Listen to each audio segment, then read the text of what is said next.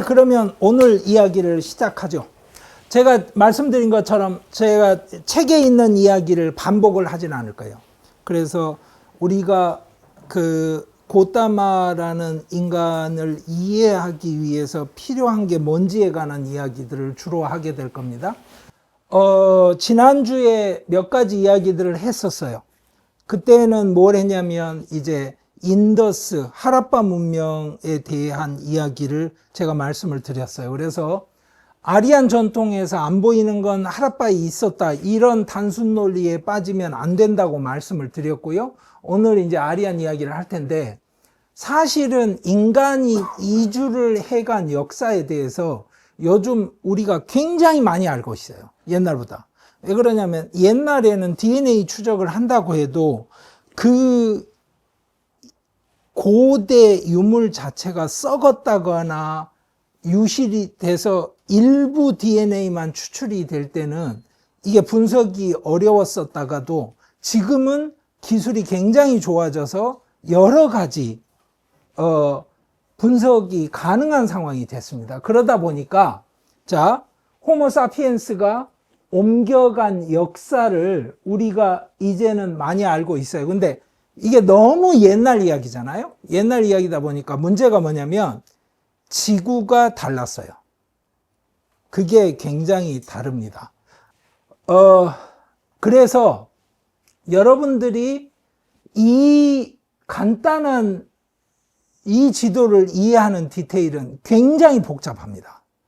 왜 그러냐면, 자, 예를 들어서 어느 정도 비중으로 어떻게 옮겨갔고 중간에 없어진 네안데르탈인이 현대 인류한테 몇 퍼센트의 그 유전자를 넘겨줬는지 이런 거에 대한 분석이 이미 돼 있는데, 그래서 우리가 싫어하는 유전자 있잖아요. 뱃살 찌우는 유전자 뭐 이런 거, 네안데르탈인에서 왔는지 아닌지 뭐 이런 이야기 하게 되는 거예요. 그런데 이 순달랜드라고 부르는, 여기가 지금 육지라고 생각을 해보세요. 그러면 우리가 생각하는 세계 지도라고 굉장히 다르잖아요. 저 순달랜드를 통해서 이주했던 사람들의 역사가 한반도 역사하고도 관계가 있어요. 관계가 없는 게 아닙니다. 그리고 이 순달랜드 왼쪽 위로는 바로 뭐가 있겠어요? 인도가 있습니다. 그러니까 저때 이주 역사까지 추적을 해서 이야기를 시작을 하면 너무 복잡해져요. 저희들이 다루기 힘들어요. 그리고 저걸 전공하는 분들도 이랬다라고 단언을 하기 굉장히 어려운 맥락들이 있어요. 그러다 보니까 지금 한번 보시죠. 자, 이런 식의 이주가 있었다고 하는데 이 선이 히말라야 산맥을 넘어갔다는 뜻일까요? 뭐 이런 거 복잡하잖아요. 근데 제가 지난번에 말씀드렸죠. 현대 인도에서는 뭐다, 아리안들이 인도에서 나와서 전 세계 문명을 만들어냈다. 그러니까 유럽의 뿌리도 인도에 있다. 이런 이야기 하고 싶으면 뭐 중간에 있는 화살표 몇 개를 잘 자란 거 지우고 굵은 걸 이런 방식으로 만들어요. 그러면 아프리카만 지우고 나면 이 그림 보시면 무슨 생각 들어요? 야, 인도에서 전 세계 인류가 다 나왔네. 이런 거 하고 있는 거잖아요. 그런데 빠지면 안 돼요. 그러니까 그런 이야기를 대중적으로 합니다. 그건 마치 한국에서 진영 논리에 따라서 뭐 이승만에 대한 이야기 다르게 하는 거랑 똑같아요. 그러니까 저걸 가지고 여러분들이 뭐 아리안 문화에 대해서, 그리고 뭐 그 붓다에 대해서 이런저런 이야기 하는 거는 그냥 무시를 하시면 돼요. 그래서 이런 거 보시면 뭐 이런 거예요. 아리안 인베이전이라는 용어 자체가 잘못됐다는 말씀도 제가 말씀을 드렸죠. 지난번에. 그러니까 아리안 인베이전이라는 용어 자체가 잘못됐는데 그거를 반박하는 자료가 이미 다 고고학에서 나왔다라는 저런 신문기사를 만들고 있는 것도 이제 한심하긴 한데, 문제는 뭐냐면 저거는 정치적인 힘을 받는 움직임이라는 거예요. 그래서 뭐 한도 끝도 없는 구체적인 이야기를 할 수 있습니다. 저희들한테 중요하지 않아요. 오늘은 지난번 했던 이야기 이제 되씹는 과정에서 자, 시놀리 이야기는 했습니다. 이거를 아리안 전차라고 해석하면 안 된다. 그 다음에 다른 곳에도 나와 있던 그 유물들이 있어요. 근데 그때 이야기 했습니다. 자, 조선시대에 살던 코끼리 뼈가 하나 발견됐다. 그래서 한반도에 코끼리가 살았다? 아니라고 말씀드렸죠. 코끼리가 왜 거기 있었냐면 코끼리가 한반도에 없었기 때문에 선물로 준 거라서 그래요. 그 이야기까지 했던 겁니다. 이제 드디어 이제 아리안 이야기를 합니다. 자, 아리안들이 이주를 해올 때 쌉다 신다바, 그래서 신두강으로 이주를 해왔고 그 신두강이 지금의 힌두, 인도라는 단어를 만들었다. 그리고 그 이주가 이쪽까지 계속 이어졌다. 그런데 제가 말씀드렸죠. 아주 적은 수가 긴 기간에 걸쳐서 남성 위주로 이주를 해왔다. 그러면 제가 이렇게 말씀을 드려볼게요. 자, 서울 인구 중에 3%가 제주 출신이라고 합시다. 예를 들어서. 그런데 모든 사람이 제주 말을 쓴다? 있을까요? 없을까요? 우리 상상하기 힘들죠? 그러면 제가 이렇게 물어볼게요. 서울 인구 중에 미국 사람 몇 %일까요?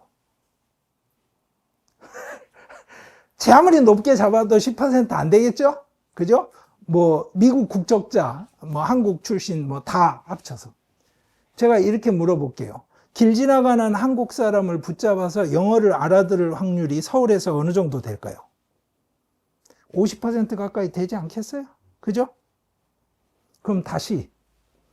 자, 제주 사람이 3% 서울에 사는데 서울 사람 중에 절반이 제주 말을 다 알아듣는다. 가능해요? 안 가능해요? 가능하죠. 어떻게 되면 가능해요?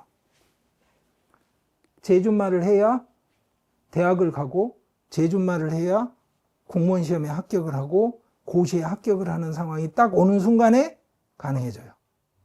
맞죠? 즉 제주말이 기득권으로 들어가는 통로가 되는 순간에 서울 사람들은 다 제주말에 적응을 합니다. 이해되시죠? 그 변화가 일어난 거예요. 아리안들이 적은 수가 여기로 왔다며, 그 다음에 남자들 위주로 왔고 뭐 어쩌고 저쩌고 한다며.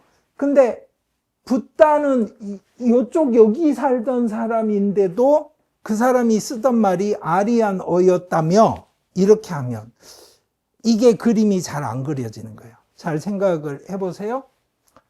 처음에 이주를 해와서 여기까지 움직였던 사람들은 이 인도 현실의 동화가 굉장히 강하게 됐던 사람들이에요. 이해되시죠? 그러면 나중에 메인스트림으로 아리안들이 내려왔을 때는 이 사람들을 어떻게 대할 것이냐의 질문이 생겨요. 유럽을 기준으로 치자면 먼저 자리 잡은 사람들이 기득권자가 됐어요. 그래서 그리스나 로마에 자리 잡았던 사람들이 게르만들 왔을 때 저 야만인들 이러고 물리쳤잖아요. 아리안은 어떻게 됐냐면 다사라는 표현이 나와요. 그게 뭐냐면 노예라는 뜻인데요. 그 천민이거나 하여튼 욕하는 투로 부르는 이름이라고 생각하시면 돼요. 근데 제사를 지낼 때 있잖아요. 항상 선이 악을 이기는 쇼를 해요. 그러니까 뭐하고 똑같냐면 한국 사람하고 외국인하고 일부러 씨름을 시키는 거예요. 근데 외국인이 지도록 다 세팅이 돼 있어요. 그래서 한국 사람이 이기면 만세 이렇게 박수치고 행사가 진행이 되는 거예요. 그런 일을 하는 악역을 맡은 사람들을 다사라고 그랬어요. 그래서 처음에는 학자들이 뭐라고 생각을 했냐면 인더스 문명에서 살던 사람들을 불러다가 그렇게 했을 거다. 아리안들이 정복민이니까. 근데 요즘 연구는 뭐다? 다사가 아리안 선정착민인 거예요. 자, 제가 미국에 갔어요. 미국에. 이 2025년에 갔다고 칩시다. 가서 백인들하고 뭐를 할 확률은 낮아요. 왜? 말도 안 통하고 뭐가 안 돼. 근데 LA에 갔더니 한국 사람들이 있는 거야. 근데 이 사람들은 수십 년 전에 왔어. 그러니까 한국의 25년을 모르죠. 이 사람들은 70년대, 80년대를 알 거 아니야? 그 사람들을 상대로 갑질하는 게 훨씬 재미있겠죠. 보람도 있고, 만족감이 있을 거 아니야. 한국어로 내가 막 욕을 해도 알아듣고 화를 내줘야 될 거 아니야. 백인들 상대로 안 될 거 아니에요. 이런 상황을 한번 생각을 해보세요. 그 상황이 있는 겁니다. 그러면 붓다는 어떤 사람이었다? 그러니까 선정착민 중에 여기 그러니까 여기 이주해온 메인스트림 아리안이 보기에는 정말 오지에 사는 사람인 거예요. 문명화가 안 된 거야. 왜냐? 자기들이 생각하는 문명이라는 것은 아리안들이 본격적으로 이주해온 다음에 생기는 거예요. 그 문화가 바로 베다에 남아 있어요. 그러니까 베다가 제대로 관철이 안 된 이쪽에 있는 사람들은 문화적으로 완전히 오지에 사는 무시받을 만한 사람들인 거예요. 그런데 여기서 또 중요한 게 있어요. 뭐다? 이쪽 사람들은 이 지역에서 사는데 문제가 있었겠어요? 없죠. 자기들끼리 여기 모여서 이쪽 욕을 하고 있는 거잖아요. 이쪽 사람들은 이 안에서 사는데 문제가 없어요. 이걸 배경으로 해서 만들어진 게 슈라마나 전통, 고행 전통, 사문 전통인 거예요. 그래서 여러분들이 그 맥락을 우선 이해를 하시면, 자, 아리아는 원래 손님한테 잘해준다는 뜻이다.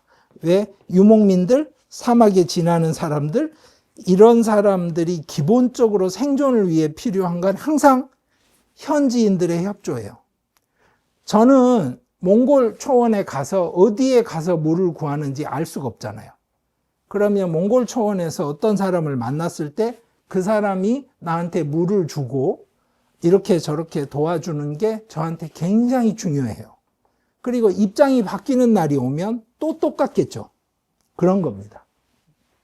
근데 당연히 이제 히틀러 아리아는 지난번에 제가 짧게 언급을 했습니다. 이 사람들이 쓰던 말이 있어요. 그걸 상스크리땀이라고 그래요. 영어로 산스크릿이라고 하는 언어입니다.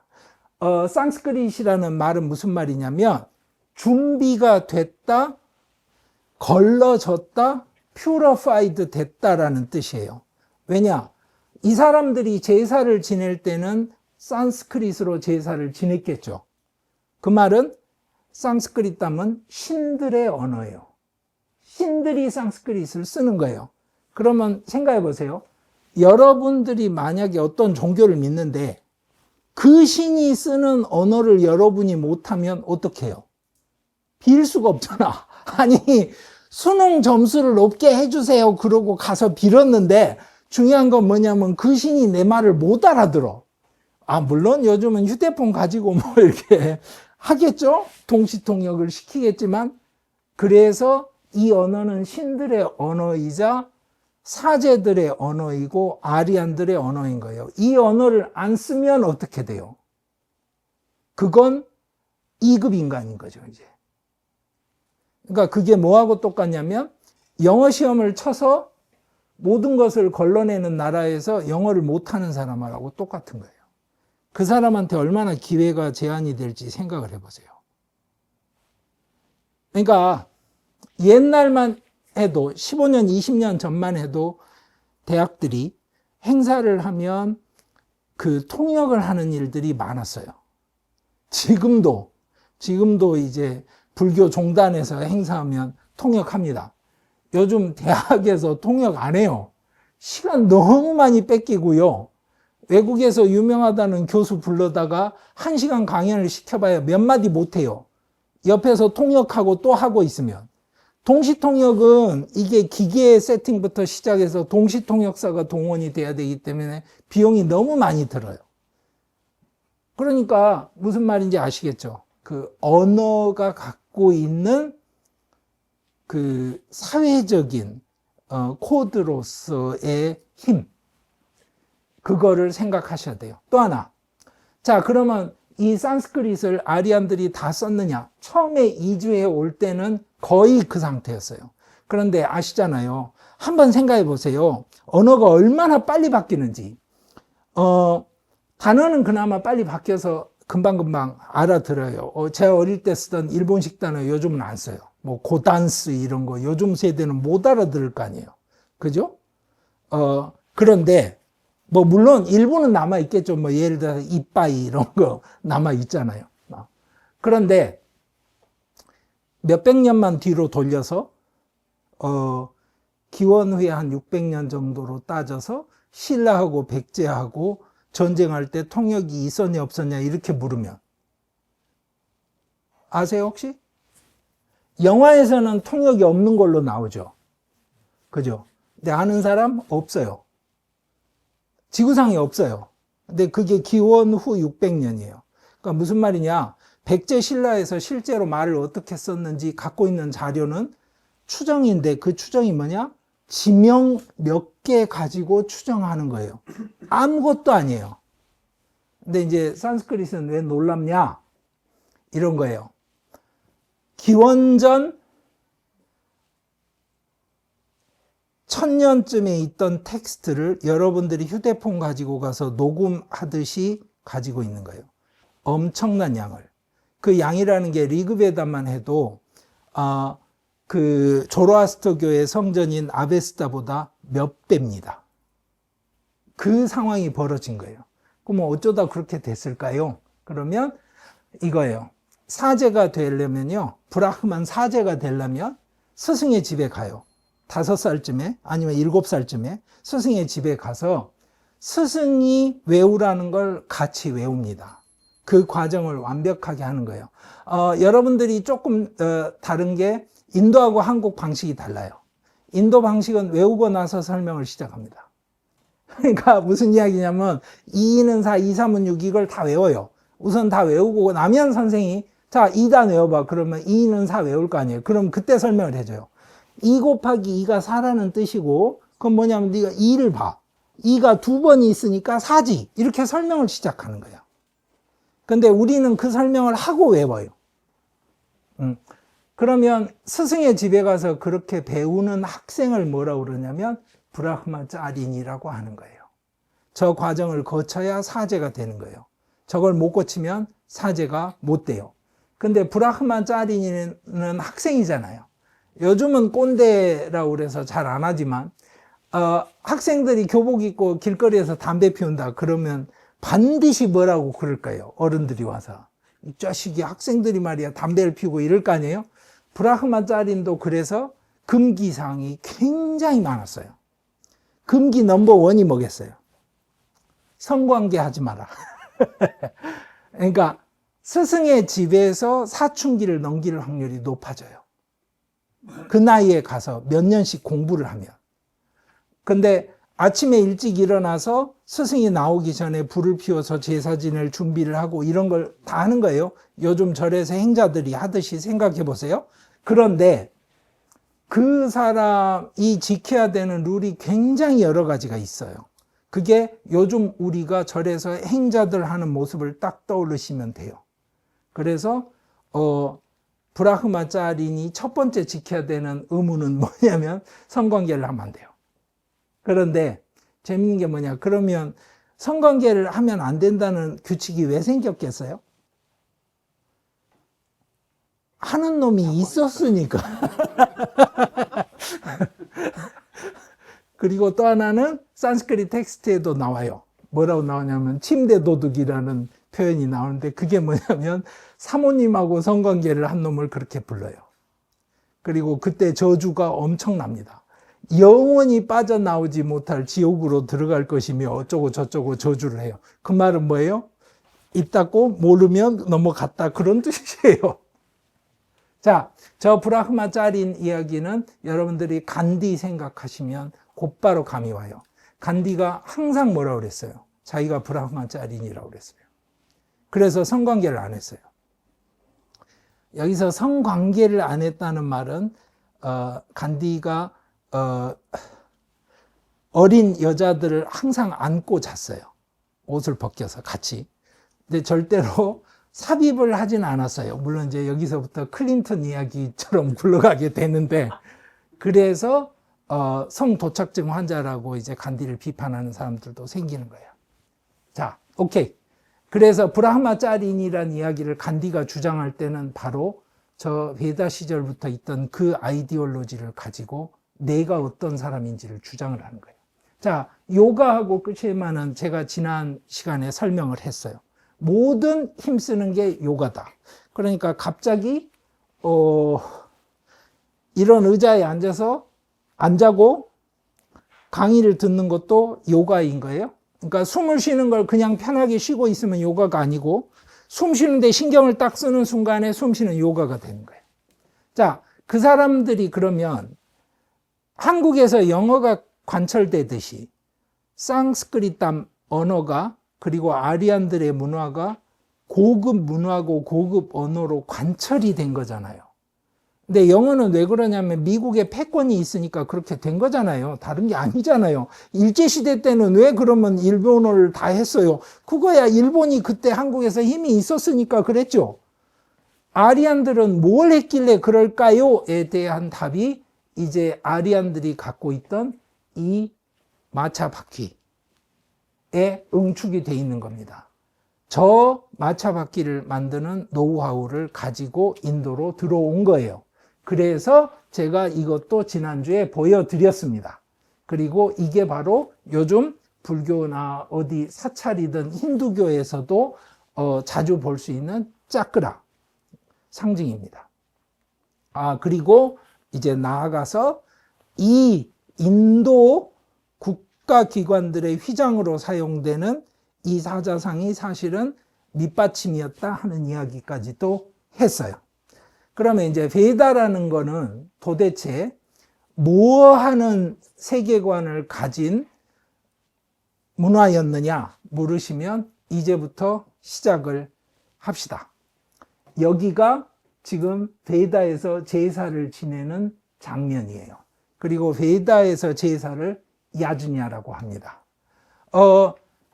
여러분들이 요즘 인도 가서 제사 지내는 거는 뿌자라고 해요. 야주냐가 아니에요. 그거는 아예 다른 겁니다. 자, 여러분들 잘 생각해 보세요. 한국의 절에서도요, 스님들이 하는 의식이 있어요. 49제 때 딱 정해진 의식을 맞춰서 합니다. 자, 49제를 하고 싶어서 제가 절에 가서 저희 누구를 위해서 49제 할 수 있어요? 아니죠. 그건 아시죠? 아니, 성당에서도 마찬가지예요. 아니, 나도 인간인데 내가 하면 하는 거 아니야? 어떻게 하는지 가르쳐 주시면 제가 가서 할게요 하고 할 수 있어요? 아니죠. 그런 거예요. 즉 무슨 이야기냐면 정해진 법칙에 따라서 완벽하게 그 형식을 지켜줘야 되는 게 야주냐예요. 요즘 인도에서 하는 건 뿌자라고 그래요. 뿌자는 뭐냐면 여러분들 절에 가시면 대웅전에 가서 기도하시는 거랑 똑같아요. 뿌자는 한 신에게 공물을 바치고 신이 내 소원을 들어주기를 기원하는 거예요. 그거를 뿌자라고 그래요. 그러면 이 야즈냐하고 뿌자는 아예 다르다는 거 아시겠죠? 그러니까 뿌자는 사실은 그냥 하셔도 돼요. 그래서 인도에는 집집마다 자기가 섬기는 신을 모시는 뿌자할 수 있는 조그마한 그 장소가 있는 겁니다.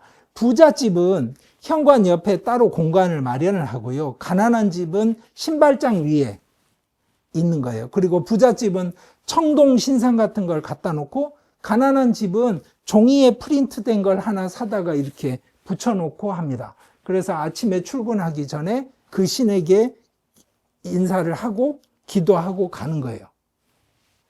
자, 이 야주냐는 뿌자랑 다르다. 그거 아셔야 돼요. 그러면 한국 절에서 하는 거는 야주냐예요, 뿌자예요? 그러면 둘이 섞여 있는 거예요. 그 섞여 있다는 사실을 여러분들이 의식을 못 하시니까 매번 무슨 설명을 하려고 그러면 설명이 꼬이는 거예요. 그 둘은 본질적으로 달라요. 아니, 그런 거 있잖아요. 절에서 특별한 뭐 어느 날 뭐를 한다. 뭐 100 중에 뭐를 한다. 이렇게 폼이 정해진 뭔가를 할 때는 그 자격을 갖춘 사람이 왜 뭐를 하는지를 알고 하나씩 해나가잖아요. 그 교육을 받아야 되는 거잖아요. 사제가 교육을 받아서 제사를 지내는 거예요. 가서, 근데 스님들도 기도를 또 해주잖아요. 그리고 본인이 기도를 하기도 하고, 그러면 그 기도는 이 야지냐가 아닌 거죠. 자, 이 둘을 구별을 하세요. 자, 베다라는 거는 크게 4가지 텍스트가 있어요. 릭베다, 사마베다, 야주르베다, 아타르바 베다인데요. 원래 베다는 3개입니다. 4개가 아니에요. 아타르바 베다는 4번째 건데요. 저 4번째 거에 뭐가 들어가 있냐면 온갖 주문들이 다 들어가 있어요. 그러니까 무슨 이야기냐면 여러분들 불경의 팔만대장경 보시면 작은 경전들이 있는데요. 어디다 쓰는 거냐면 주문들인데요. 이런 겁니다. 눈 아플 때 쓰는 주문 경전, 배 아플 때 쓰는 주문 경전, 심지어는 치통 경전이 따로 있고요. 생리통 경전이 따로 있어요. 아니 근데 생각해 보세요. 이조시대 때라고 사람들이 치통하고 생리통을 구별 안 했겠어요? 다 했어요. 그러면 산부인과에 문제가 생겼을 때 그때 산부인과 의사가 없잖아요. 그죠? 그때 어떻게 정리했냐?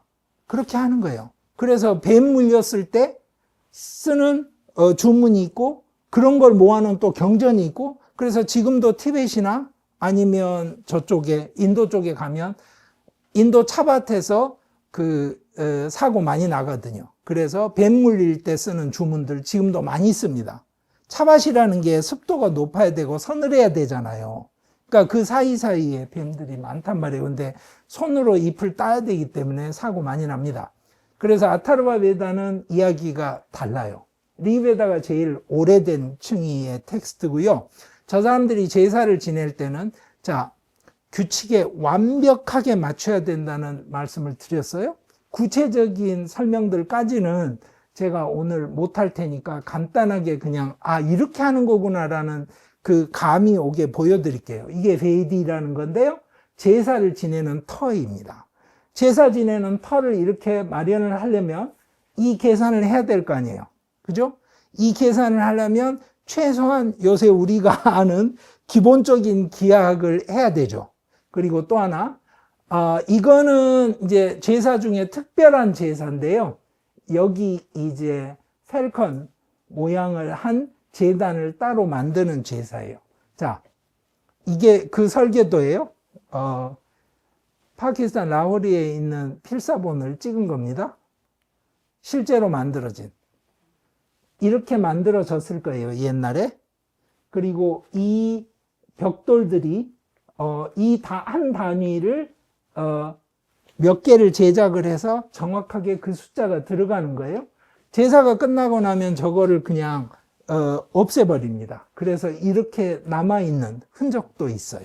자, 저렇게 하고 있으면 이제 묻게 되는 게 이런 거죠.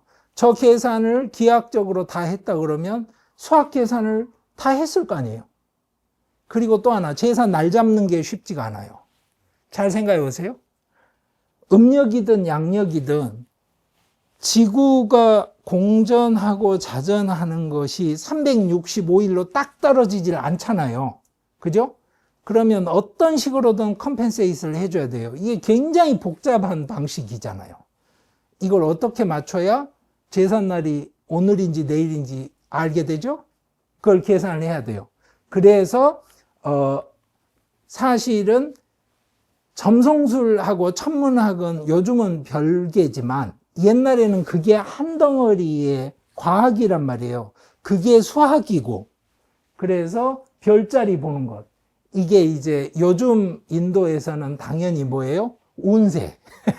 한국 같으면 사주 팔자를 보지만 인도에서는 별자리를 봅니다. 그리고 모든 중요한 일을 할 때는 당연히 조티시가 끼어듭니다. 저걸 조티샤라고 그래요. 그 결혼식 날짜 잡는 것뿐만이 아니라 인생에서 중요한 거, 뭐 개업하는 날, 아니면 중요한 계약을 하는 날. 예를 들어서 아파트 분양을 받아서 계약을 하게 되는 날, 그러면 어느 날 가서 계약을 하지? 그런 거. 실제로 아직도 인도의 일상을 지배합니다. 여러분들 한국에서 겉으로 안 드러나니까 그렇지, 무속과, 그렇죠? 그 점성술이 이 나라를 얼마나 지배하고 있는지 요즘 여러 뉴스에서 다 보고 계시잖아요? 그렇죠? 이런 겁니다. 그러다 보니까 저것 때문에 뭐 하게 되냐면, 물론 인도 수학 전통이 이제 인류 역사에 남긴 엄청난 업적들이 있어요. 대표적인 게 0을 만든 이런 거예요. 0이 없으면 계산이 나중에 안 되거든요. 그러다 보니까 이제 요즘 이런 거 하고 있죠. 한국에서. 거기에 이제 힘을 보태는 게 뭐예요? 뭐 12단, 9구단을 외운다는 둥, 그러니까 뭐 이렇게 되지 않냐. 제가 이렇게 말씀을 드릴게요. 저 사람들 중에 지금 인도 회사에서 일하는 사람 있어요? 없어요. 다 미국 회사예요. 그러면 여러분들이 무슨 인도 뭐 12단, 9구단 외우지 말고 중국어 해야 되지 않아요? 그러지 않냐고. 그러니까 저런 어처구니 없는 사교육 시장 마케팅에 휩쓸려 가지는 마시고요. 자, 이게 뭐냐면 남부디리라고 남인도에 있는 브라흐만 패밀리에서 실제로 그 제사를 한 적이 있습니다. 베다에 맞춘 제사를. 그거를 학자들이 기록을 할 수 있게 됐어요. 기회가 돼서. 그래서 그 기록이 방대한 양이 남아있고 연구하는 데는 굉장히 도움이 되죠. 자, 이럴 때 소마를 바치는 제사를 해요. 소마가 뭐냐면 어떤 식물의 즙 같은 건데요.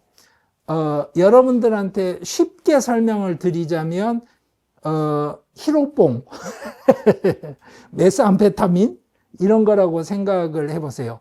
실제로 2차 대전 때 군수산업 공장에서 20시간 넘게 일을 해버리면 불량품이 나와요. 노동자들이. 거기다가 히로뽕 주사를 놓으면 지치지 않고 48시간씩 일을 해요. 근데 군인들에게 그렇게 약물 투여를 해버리면 어떻게 돼요? 총탄이 날아오는데 돌격을 해요, 그냥. 그리고 총알이 스쳐 지나가서 살에서 피가 터져도 그냥 계속 가요. 그런데 쓰는 거잖아요.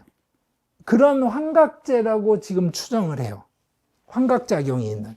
근데 이설이 없는 건 아닙니다. 환각작용은 아니고 카페인 같은 각성제라고 하는 아주 작은 이론도 있어요. 오늘 그걸 다 설명드리진 않을 거고, 지금 소마가 뭔지는 아무도 몰라요. 근데 지금 현재 가장 강력한 후보는 바로 에페드라입니다. 지금 원래 그 동양 그리고 한국에서도 저거를 약초로 쓰는 처방들이 있습니다.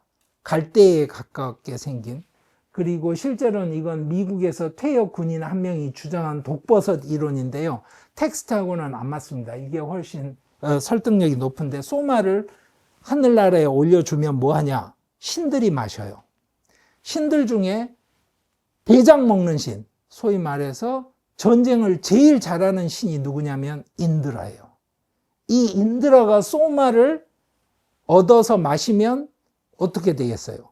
천하무적이 되죠. 그러면 바로 우리가 아는 아수라, 악신들을 가서 다 물리치는 거예요. 그러면 이 우주가 착한 신들에 의해 지배가 될 거 아니에요? 그러면 뭐가 이루어지느냐? 고비를 넘기게 돼요. 그래서 이 제사는 항상, 베다에서 제사는 터닝 포인트, 고비에 이루어져요. 그 말은 뭐다? 해 뜰 때. 해가 뜰 때 제대로 안 떠버리면 어떻게 돼요? 하루가 시작이 안 돼요. 다 죽어요. 해가 질 때 제사를 지내요. 왜? 그때가 고비잖아요. 터닝 포인트, 낮이 밤으로 바뀌잖아요. 태양이 밤을 잘 넘길 수 있게 제사를 지내요. 그러면 동지에 하지에. 그런데 잘 생각해 보세요. 인간이 터닝 포인트가 있어요. 뭐예요? 태어날 때, 100일에, 돌이 됐을 때, 결혼할 때, 부모님 돌아가실 때. 잘 생각해봐요. 왜냐? 살아있던 인간이 죽은 인간으로 살게 되는 터닝 포인트잖아요. 거기를 넘겨야 돼요. 그거를 제사를 통해서 넘길 수 있게 해주는 거예요. 그러니까 모든 터닝 포인트에는 제사를 지내게 돼요. 그래서 뭐 불교 종단에서는 여러분들 이제 아마 불교에 익숙하실 테니까 포살 이런 거 하잖아요. 오뽀샤타라고 그러는데 보름에 해요. 왜 보름에 해요? 터닝이잖아요. 그전에는 달이 늘어나다가 오늘부터 달이 줄어들어요.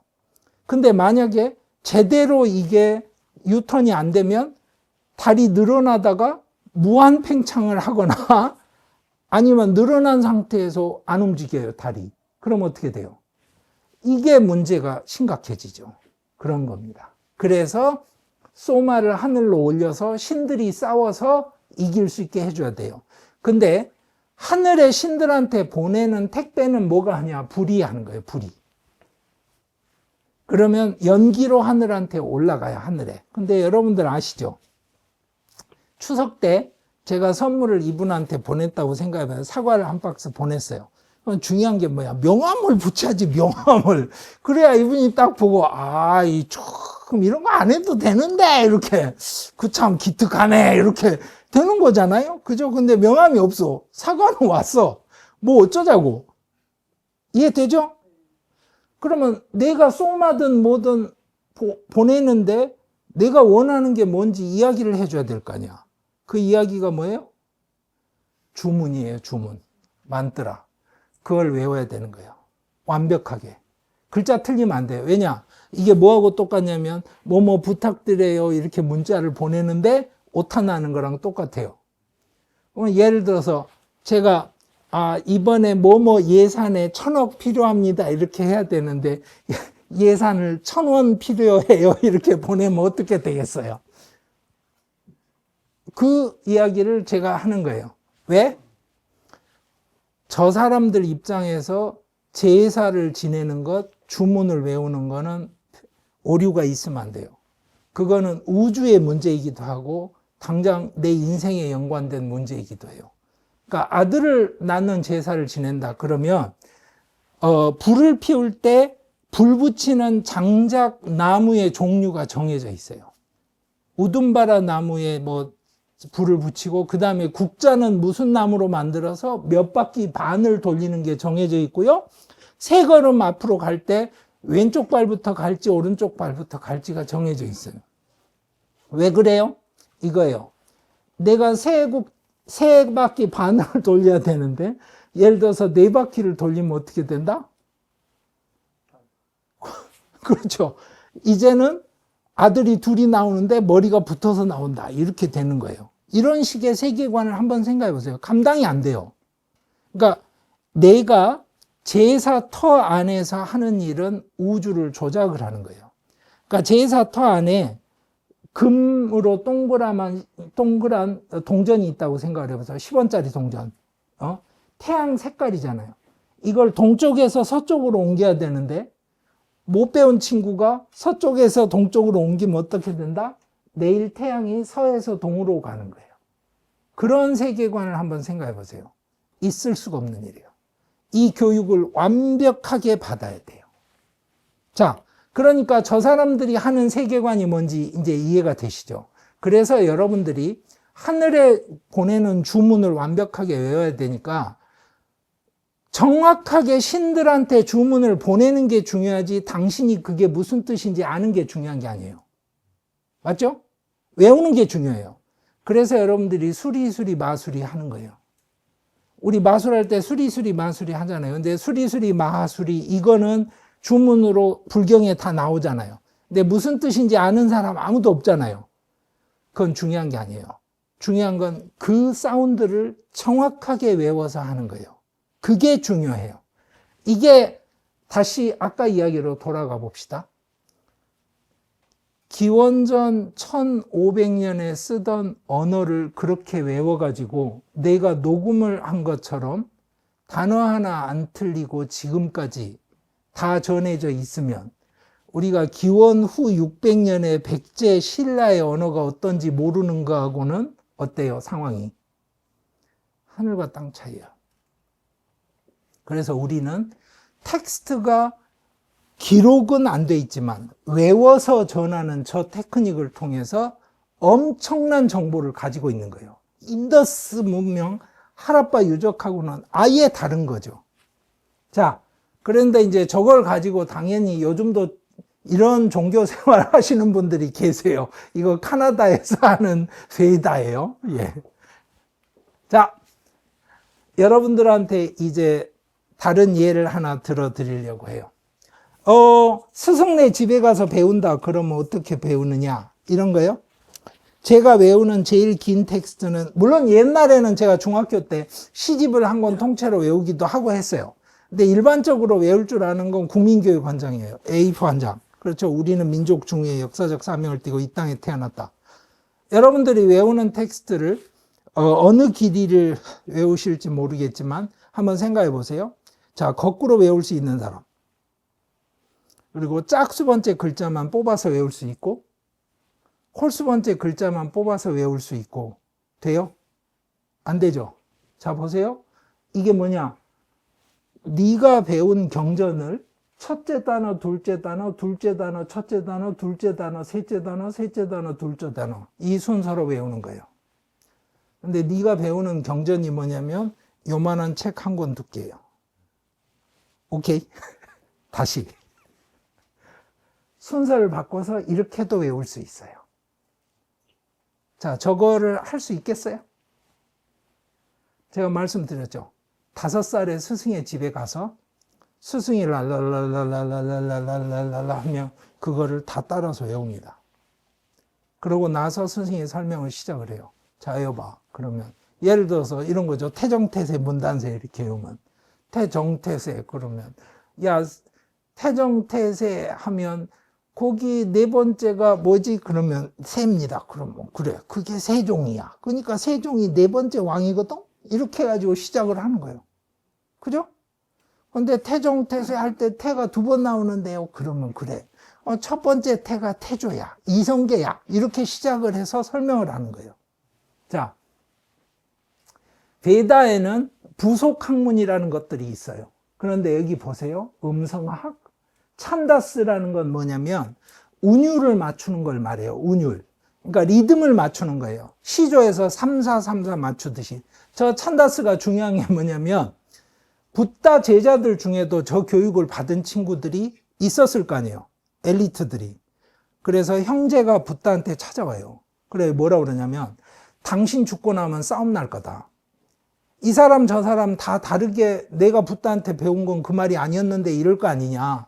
그러니까 이런 사태를 미연에 방지하기 위해서 당신이 하고 싶은 말을 지금 나한테 이야기를 해달라. 그러니까 A4 5장, 10장 정리를 해달라. 한 권이 돼도 괜찮다. 정리하면 우리가 뭐다? 이 방법으로 완벽하게 고정을 해서 아무도 시비 걸 수 없게 전승을 하겠다.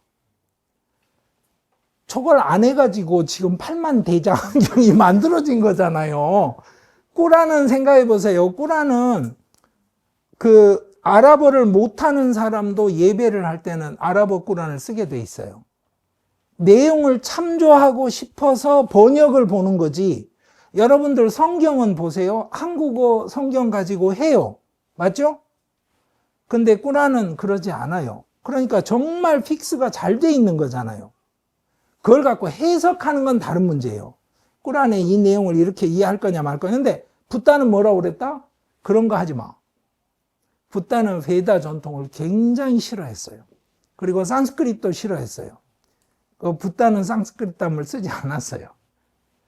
자, 그 다음에 여기 보세요. 그래서 그걸 찬다스라고 그래요. 그래서 그 제자들 둘이 와서 하는 말이 뭐냐면 찬다스를 가지고 고정을 하겠다는 말을 해요. 자, 이거 비아까라나는 문법이라는 뜻이고요. 니룩다는 이제 그 말의 뜻이 원래 이래서 생겨난 거다라는 설명을 하는 거예요. 이런 겁니다. 그러니까 재밌는 게 뭐냐면 베다에 관계된 학문들은 다 언어에 관한 거죠. 그러니까 이 사람들은 정말 언어에 미친 듯이 꽂혀 있던 사람들이에요. 그래서 예를 하나 들어드릴게요. 뜨바시들이라는 사람이 제사를 지냈어요. 근데 스펠링이 틀린 건 아니야. 뭘 했냐면 액센트가 틀린 거야. 액센트가 인드라 샤뚜루라고 액센트를 해야 인드라의 천적이라는 뜻이 돼서 네가 가서 인드라를 물리쳐라라고 딱 될 제사를 쫙 지내려고 그랬는데 얘가 액센트를 잘못해서 인드라 샤뚜루가 돼버린 거예요. 그러니까 인드라의 밥 이렇게 돼버린 거예요. 그렇게 돼가지고 어떻게 됐다? 제사를 빡 지냈는데 인드라를 때려잡기는커녕 가서 인드라한테 잡아먹혔다. 자, 다시 한번. 이게 얼마나 중요한 거냐면 이런 거예요. 신라를 발음으로 전해줬다고 해봐요. 자, 300년 있다가 한국사를 배운 사람이 아무도 없는 나라가 됐어요. 신라가 니은 받침인지 리을 받침인지 어떻게 알아요? 모르죠. 몰라요. 맞죠? 여러분들이 그 수리수리 마수리를 외우지만 무슨 뜻인지 모르듯이 몰라요. 근데 재밌는 건 뭐예요? 거꾸로 한 번만 외워주면 분명해져요. 실라 발음하지만 거꾸로 외우면 라신 딱 되니까 아, 이건 니은 받침이구나 이렇게 이해가 되죠. 그래서 아까 보여드렸죠? 거꾸로도 외우고 홀수번째 외우고 붙여서 외우고 그렇게 외우는 거예요. 그렇게 전해진 텍스트가 이따시만한 게 저희들한테 전해져요. 그게 브라흐만들의 전통이에요. 그러니까 여러분들이 인도 힌두교의 사제들에 대해서 우습게 생각하시면 안 돼요.